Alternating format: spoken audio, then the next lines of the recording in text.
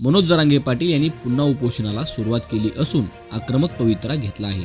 सरकारने मनोज जरांगे पाटील यांना सहकार्य करण्याचं आवाहन केलं आहे, परंतु मनोज जरांगे पाटील यांनी पुन्हा सरकारला धारेवर धरली आहे। आमच्या मागण्या त्वरित मान्य कराव्यात, अन्यथा नाहीतर सर्वांचं राजकीय करिअर उद्ध्वस्त करणार असा इशारा जरांगे पाटील यांनी दिला। तर आता सुद्धा जरांगेंनी देवेंद्र फडणवीसांवर निशाणा साधला आहे। भारतात अशी जात नसेल ज्यांनी वर्षभर सरकारला सहकार्य केलं, पण ती मराठा जात आहे जिने सहकार्य केलं आहे।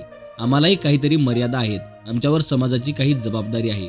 आम्ही वर्षभर तुम्हाला मदत आणि सहकार्यच करत आहोत, तरी सुद्धा तुम्ही सहकार्यच करा म्हणत असाल तर कोणते सरकार तुम्ही चालवता आणि कशाला चालवता, असा संतप्त सवाल जरांगे यांनी उपस्थित केला आहे। आम्ही आणखी किती दिवस सरकारला सहकार्य करायचं? फडणवीसांनी ऐकून काय मराठा समाज संपून टाकायचा आहे का, अशी जरांगे म्हणाली आहे। फडणवीस साहेब, मी तुम्हाला प्रामाणिकपणे सांगतो, सगळ्या मागण्याची अंमलबजावणी करा। मुख्यमंत्र्याच्या पोटात काही नाही म्हणत आहेत तर आम्ही काही वेगळं म्हणत नाही, म्हणूनच वर्षभर आम्ही सहकार्य केलं। अजून किती दिवस करायचं?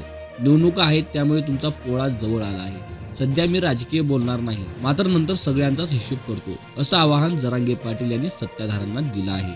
धनगरांसह मुसलमानांच्या आरक्षणात देखील फडणवीसांनी अडथळा होता। शेतकरी आणि गोरगरीब ओबीसींच्या मराठ्यांच्या प्रश्नांमध्ये देखील हेच अडथळा निर्माण करत आहेत। येथे तर सरपंचाचा काही उपयोगच नाही, कारण सध्या उपसरपंचच कारभार हाकत आहेत। देवेंद्र फडणवीसच सर्व कारभार पाहत आहेत, सरपंचाच्या हातात काहीही नाही, अशी खोचक टीका जरांगे यांनी केली आहे।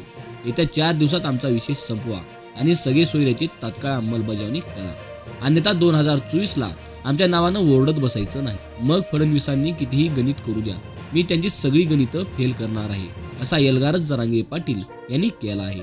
त्यामुळे विधानसभा निवडणुकीच्या तोंडावर आरक्षणाचा मुद्दा तापण्याची शक्यता आहे।